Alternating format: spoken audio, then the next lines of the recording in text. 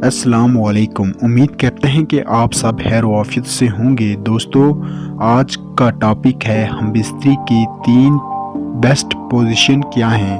दोस्तों, आज का हमारा टॉपिक बहुत ही हॉट और सेक्सी है, लेकिन हम बड़े ही एहतराम के साथ इस टॉपिक पर बात करेंगे और आपको उन 3 पोजीशन के बारे में बताएंगे जिनको आप इस्तेमाल करके हम बिस्तरी में ज़्यादा से ज़्यादा लुत्फ़ अंदाज़ हो सकते हैं। दोस्तों, वीडियो को शुरू करने से पहले आपसे छोटी सी रिक्वेस्ट है न्यू आने वाले व्यूवर से कि हमारे चैनल को सब्सक्राइब कर लें और साथ लगी घंटी के बटन को भी ऑन कर दें ताकि आने वाली तमाम वीडियो का नोटिफिकेशन आपको मिलता रहे। दोस्तों, आप वीडियो मुकम्मल वॉच करना ताकि कोई भी स्टेप मिस ना कर सके। अगर स्टेप मिस हो गया तो आपको समझ नहीं आएगी।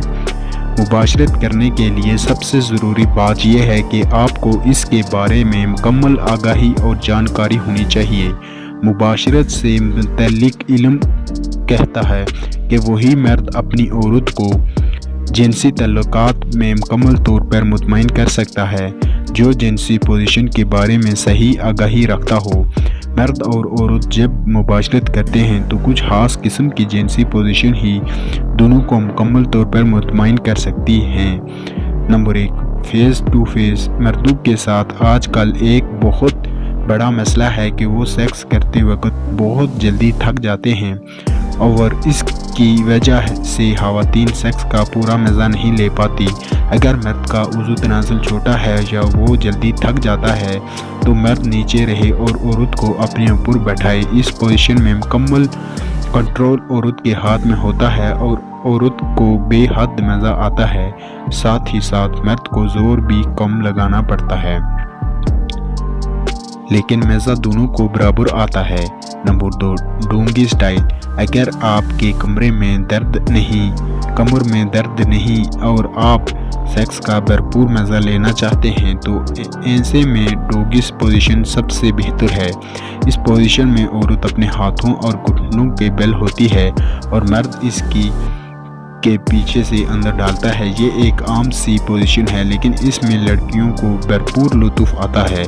Number 3, missionary position. जिन मर्दों के उज़ू तनाज़ुल में सख्ती नहीं आती, इनके लिए इस पोजीशन में सेक्स करना ठीक है, क्योंकि इससे खून का दौरान उज़ू तनाज़ुल की तरफ होता है। जिस उज़ू में सख्ती आ जाती है और वो आसानी से अपनी बीवी को मुतमईन कर सकता है। इस पोजीशन में औरत नीचे होती है और इसके ऊपर औरत की टांगें खुली होती हैं। मर्द टांगों के दरमियान आकर अपना उज़ू तनाज़ुल औरत की जहां में दाखिल करता है और ज़ोर ज़ोर से झटके लगाता है, जिनसे औरत फारूक हो जाती है।